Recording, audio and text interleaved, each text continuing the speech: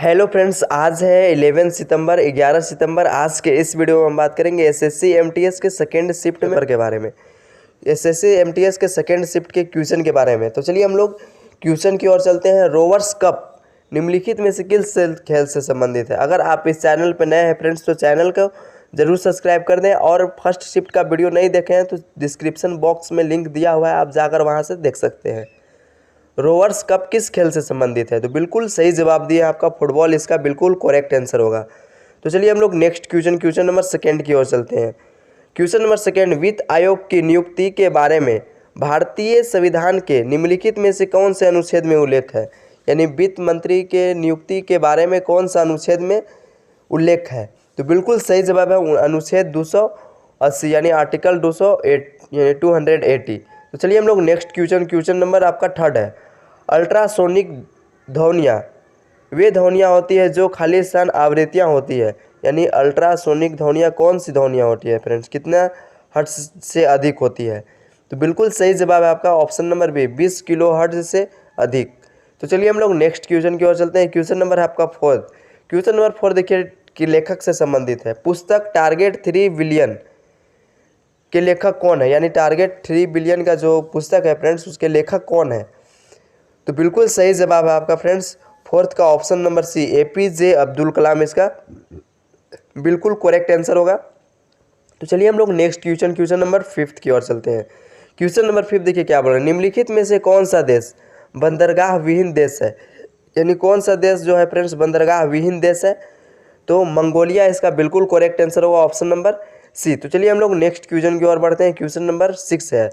Question number 6 से देखिए क्या बोल रहा है। लेंस से संबंधित है। जरा दूरदृष्टि को सही करने के लिए आमतौर पर किस प्रकार का लेंस इस्तेमाल किया जाता है? यानी जरा दूरदृष्टि किसी का हो जाए फ्रेंड्स तो उसका उपचार करने के लिए किस लेंस का उपयोग किया जाता है? तो बिल्कुल सही जवाब है आपका फ्रेंड्स बाईफोकल लेंस, इसका बिल्कुल करेक्ट आंसर होगा ऑप्शन नंबर ए। तो चलिए हम लोग नेक्स्ट क्वेश्चन नंबर 7 की ओर चलते हैं। नेशनल वायरल हेमेटाइटिस कंट्रोल प्रोग्राम का लक्ष्य खालिस्तान तक देश भर में हेमेटाइटिस सी के व्यापक उन्मूलन को प्राप्त करता है। यानी नेशनल वायरस हेमेटाइटिस कंट्रोल प्रोग्राम का लक्ष्य खालिस्तान तक देश भर में हेमेटाइटिस सी के व्यापक उन्मूलन प्राप्त करता है। तो आपके पास ऑप्शन दिए हुए हैं, तो बिल्कुल सही जवाब है आपका ऑप्शन नंबर सी, इसका बिल्कुल करेक्ट आंसर होगा 2030। तो चलिए हम लोग नेक्स्ट क्वेश्चन की ओर चलते हैं। क्वेश्चन नंबर है आपका 8 क्वेश्चन देखिए क्या बोल रहा है। प्रसिद्ध कंदरिया मंदिर कहाँ स्थित है? यानी जो कंदरिया में मंदिर है वो कहाँ पे स्थित है? तो खजुराहो इसका बिल्कुल करेक्ट आंसर होगा ऑप्शन नंबर ए। तो चलिए हम लोग नेक्स्ट क्वेश्चन की ओर चलते हैं। क्वेश्चन नंबर है आपका अगला 9th क्वेश्चन देखिए क्या बोल रहा है। लिक्विड इन ग्लास थर्मामीटर में आमतौर पर उपयोग किए जाने वाले तरल पदार्थ में से एक खालिस्तान है। यानी लिक्विड इन ग्लास थर्मामीटर में आमतौर पर प्रयोग किया जाता है फ्रेंड्स, उसके तरल पदार्थ में कौन सा पदार्थ है? तो बिल्कुल सही जवाब है आपका अल्कोहल, इसका बिल्कुल करेक्ट आंसर होगा ऑप्शन नंबर बी। तो चलिए हम लोग नेक्स्ट क्वेश्चन नंबर 10 की ओर चलते हैं। उसैन बोल्ट ने IAA पुरुष athlete of the year award Khalistan बार जीता है। यानी IAEF पुरुष एथलीट अवार्ड उसैन बोल्ट ने कितनी बार जीता है? तो बिल्कुल सही जवाब आपका ऑप्शन नंबर सी, इसका 6 बिल्कुल करेक्ट आंसर होगा। तो चलिए हम लोग नेक्स्ट क्वेश्चन नंबर 11 की ओर चलते हैं। 11th क्वेश्चन देखिए क्या बोल रहा है। निम्नलिखित में से किस क्षेत्र ने अपने संतरों के उत्पादन के लिए भौगोलिक संकेत प्राप्त करता है? यानी कौन सा क्षेत्र है जो फ्रेंड्स अपने संतरों के उत्पादन के लिए भौगोलिक संकेतक प्राप्त करता है? तो बिल्कुल सही जवाब है आपका कुर्ज, इसका बिल्कुल करेक्ट आंसर होगा ऑप्शन नंबर सी। तो चलिए हम लोग नेक्स्ट क्वेश्चन नंबर 12 की ओर चलते हैं। क्वेश्चन नंबर 12 देखिए क्या बोल रहा है। भारतीय संविधान की 10वीं अनुसूची के तहत लोकसभा के किसी भी सदस्य की अयोग्यता से संबंधित किसी भी मुद्दे पर अंतिम निर्णय किसके द्वारा लिया जाता है? यानी जो संविधान के 10वीं अनुसूची के तहत लोकसभा के किसी भी सदस्य के अयोग्यता से संबंधित किसी भी मुद्दे पर अंतिम निर्णय लेने के लिए किसके द्वारा लिया जाता है? तो बिल्कुल सही जवाब आपका ऑप्शन नंबर बी, इसका बिल्कुल करेक्ट आंसर होगा भारत के उपराष्ट्रपति। तो चलिए हम लोग नेक्स्ट क्वेश्चन नंबर 13 की ओर चलते हैं। क्वेश्चन नंबर 13 देखिए क्या बोल रहा है। 2011 की जनगणना के अनुसार निम्नलिखित में से किस राज्य या केंद्र शासित प्रदेश ने साक्षरता दर के मामले में दूसरा स्थान प्राप्त किया है? यानी कौन सा देश जो है फ्रेंड्स साक्षरता दर के मामले में दूसरा स्थान प्राप्त किया है? तो बिल्कुल सही जवाब है आपका लक्षद्वीप, इसका बिल्कुल करेक्ट आंसर होगा। तो चलिए हम लोग नेक्स्ट क्वेश्चन नंबर 14 की ओर चलते हैं। क्वेश्चन नंबर 14 देखिए क्या बोल रहा है। 19वीं शताब्दी में मध्य भारत में सतनामी आंदोलन की स्थापना किसने की थी? यानी 19वीं शताब्दी में मध्य भारत में सतनामी आंदोलन का स्थापना किसने किया था? तो गुरु घासीदास, इसका बिल्कुल करेक्ट आंसर होगा ऑप्शन नंबर डी। तो चलिए हम लोग नेक्स्ट क्वेश्चन नंबर 14 की ओर चलते हैं।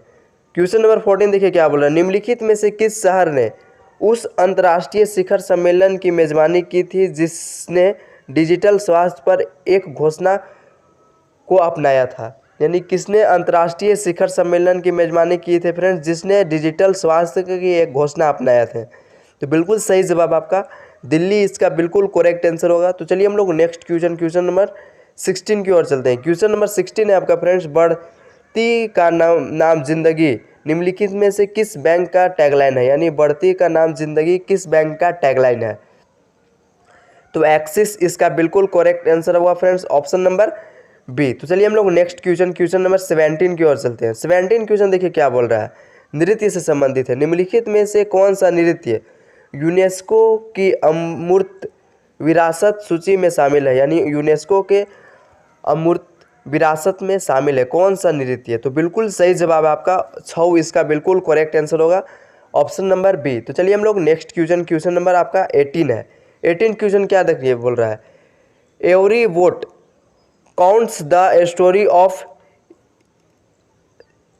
इंडियाज इलेक्शन नामक पुस्तक किसके द्वारा लिखी गई है? यानी every vote counts the story of India's election नामक पुस्तक किसके द्वारा लिखी गई है?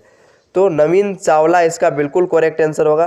तो चलिए हम लोग नेक्स्ट क्वेश्चन की ओर चलते हैं। क्वेश्चन नंबर आपका 19 क्वेश्चन देखिए क्या बोल रहा है। कृषि के संदर्भ में वार्नी शब्द का अर्थ क्या है? यानी जो कृषि के संदर्भ में वार्नी शब्द का अर्थ क्या है फ्रेंड्स? तो बिल्कुल सही जवाब आपका वर्षा प्रधान खेती, इसका बिल्कुल करेक्ट आंसर होगा ऑप्शन नंबर बी। तो चलिए हम लोग नेक्स्ट 20 क्वेश्चन की ओर चलते हैं। अभी तक अगर आप चैनल को सब्सक्राइब नहीं किया है फ्रेंड्स तो प्लीज़ चैनल को सब्सक्राइब जरूर कर लें। निम्नलिखित में से किस शहर ने हाल ही में हिंदी को न्यायालय की तीसरी आधिकारिक भाषा के रूप में शामिल किया है? यानी किस शहर ने हिंदी को न्यायालय की तीसरी आधिकारिक भाषा के रूप में शामिल किया है? तो अबू धाबी, इसका बिल्कुल करेक्ट आंसर होगा ऑप्शन नंबर बी। तो चलिए हम लोग नेक्स्ट क्वेश्चन की ओर चलते हैं। क्वेश्चन नंबर आपका 21। हाइपोकैलेमिया खाली स्थान की कमी के कारण होता है। यानी हाइपोकैलेमिया जो है फ्रेंड्स वो किसकी कमी का कारण होता है? तो पोटेशियम, इसका बिल्कुल करेक्ट आंसर होगा ऑप्शन नंबर बी। तो चलिए हम लोग नेक्स्ट क्वेश्चन नंबर 22 की ओर चलते हैं। निम्नलिखित में से किस शहर ने विशेष ओलंपिक विश्व खेल 2019 की मेजबानी की? यानी कि किस शहर ने विशेष ओलंपिक विश्व खेल 2019 की मेजबानी की थी?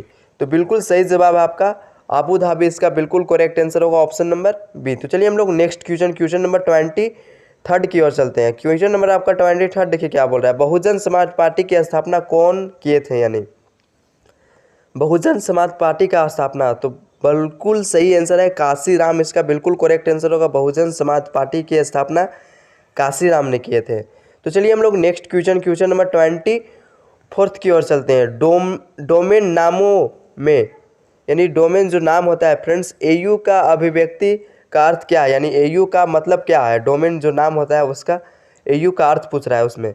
तो ऑस्ट्रेलिया, इसका बिल्कुल करेक्ट आंसर होगा ऑप्शन नंबर डी। तो चलिए हम लोग नेक्स्ट लास्ट क्वेश्चन की ओर चलते हैं। आपका लास्ट क्वेश्चन है, खाली स्थान दक्षिण एशिया का एकमात्र सक्रिय ज्वालामुखी है?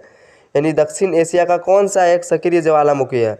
तो बंजर वैरन द्वीप, इसका बिल्कुल करेक्ट आंसर होगा ऑप्शन नंबर सी। यानी सेकेंड शिफ्ट में जितना भी क्वेश्चन था फ्रेंड्स हम लोग हर एक क्वेश्चन के बारे में बात कर लिए। तो चलिए हम लोग मिलते हैं थर्ड शिफ्ट के वीडियो पे। तब तक आप चैनल को प्लीज़ ज़रूर सब्सक्राइब कर लें और वीडियो को अपने दोस्तों के साथ भी ज़रूर शेयर करें। तो चलिए आज के लिए सिर्फ इतना ही।